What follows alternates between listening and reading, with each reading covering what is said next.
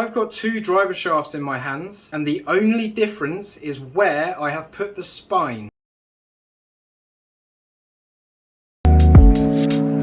So I've got two Grafalloy Blackbird shafts here. They're both stiff flex, they're both mid torque, they're both low kick. I've built them in exactly the same way. I've got the same length, I've got the same grip. They come out with exactly the same swing weight when I put the same head on them. The length is exactly the same. There are no parameters apart from where this spine is located for each one. Now the benefit of this test today is that I've absolutely forgotten which one's at the front and which one's at the back. So I've got one lined up to face the target and I've got one lined up away from the target, and at the end of this I'm going to look at which one it was, because I want to see how different the ball flight is between these two shafts that are in theory exactly the same. I've put two stickers on the end of these shafts. I've got one with A and one with B, so I'm going to call one ball A and one ball B. That is the only difference I know about between these two shafts. Going to hit them, get some ball flight and see how different this spine is. There's a lot of conversations out there, and some of the conversations say that if I put the spine at the front or spine at the back it makes no difference. I'm either going to agree or I'm going to disagree at the end of this test as to whether that is true or not. I've got one of my favourite testing clubs here, which is the PXG Gen 5 7.5 degree 0311. I'm going to put it on standard setting. It's a 7.5 degree head. These shafts are a little bit softer than I normally use, so they should help me get this ball a bit airborne with this lower lofted club. Right, shaft A is going in at standard loft. That goes in there.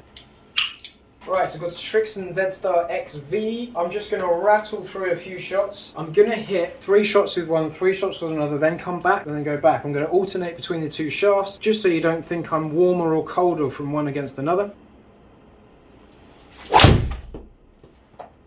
That is a pretty good start. 310, 307, 323. All quite similar direction, all quite similar shape. Now I can't even guess which shaft is which because I actually don't know what the spine alignment should do to each shaft. Ball B.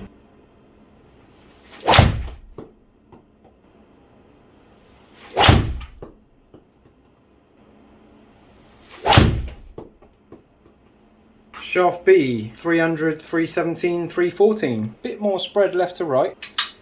Back to shaft A.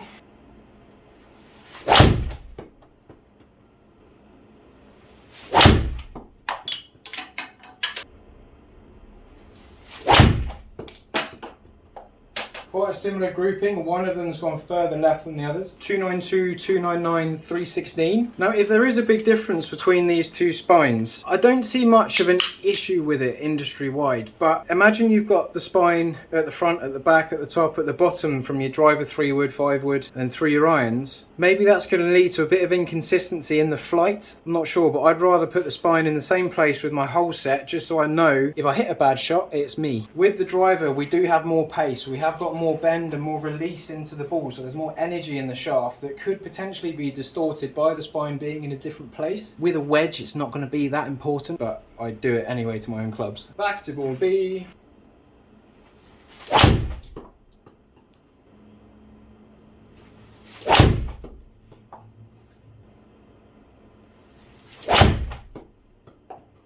Right, ball A.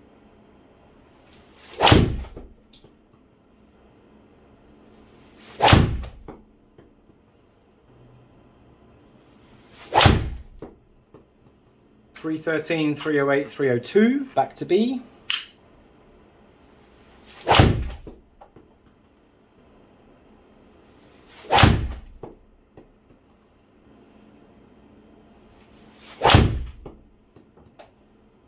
So my theory is that where the spine is, if I have the spine at the front of the club, it's the stiffest part of it. So as that shaft's trying to bend and release, it can't release as much when the stiffness is on this side of the shaft. When that stiffness is on the back of the shaft, it's a lot easier for it to release, add loft and add height to the golf ball. So I think that the spine at the front will be lower, the spine at the back will be higher in launch angle. And again, I have no idea which shaft was which. I just hit all of them blind. Let's have a little look at the numbers. Okay, so ball A has 0.8 mile an hour more ball speed, minimal, We've got lower launch at 14.9 against 15.3 with shaft B. We've got 2065 spin against 2260, so we've got about 200 revs of spin different. We've got a little bit more draw spin on shaft A. We've got 18 yards, the average is 18 yards left with shaft A against shaft B. So shaft B is 18 yards more to the right hand side than A. And I did feel like it was easier to draw that one, but I just tried to keep swinging blind. I wasn't trying to change anything through the shots. Shaft A is 3 yards lower in peak height. Shaft A is 3 yards longer in carry, and it's 4 yards more in total distance. Now I think that extra little bit of yardage is because that spins a little bit lower, which means it cuts through the air a little bit more. So it's going a bit lower and it's spinning a bit less. Sometimes people will need more height and more launch, but for me, in terms of efficiency, that lower flight, lower spin has caused a little bit more distance. So here we've got the comparison, a little bit faster, lower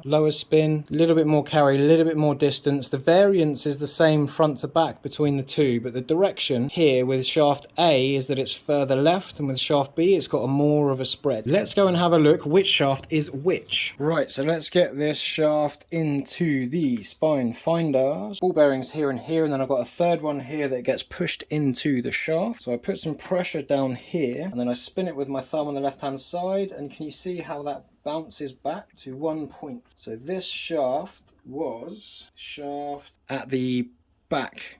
So we had the spine at the back of the thing here. I would estimate that this is shaft B. Shaft B. So this is the one that launched higher, spun more, and had a higher peak height, which suits the theory that I was saying about where the spine's at the front, we get lower flight because the shaft can't release.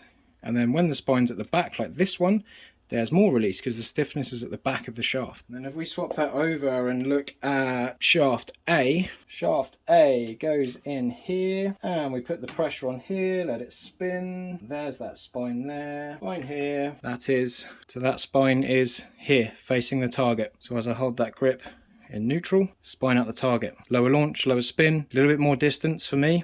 There is certainly a difference for me in where that spine is located. Front, back, top, bottom, through my set of clubs. I want to make sure that shaft, that spine is in the same place. Driver, 3-wood, hybrid, or driving iron, whatever's in the bag at the time. I want to eliminate the factors that change what my golf ball does.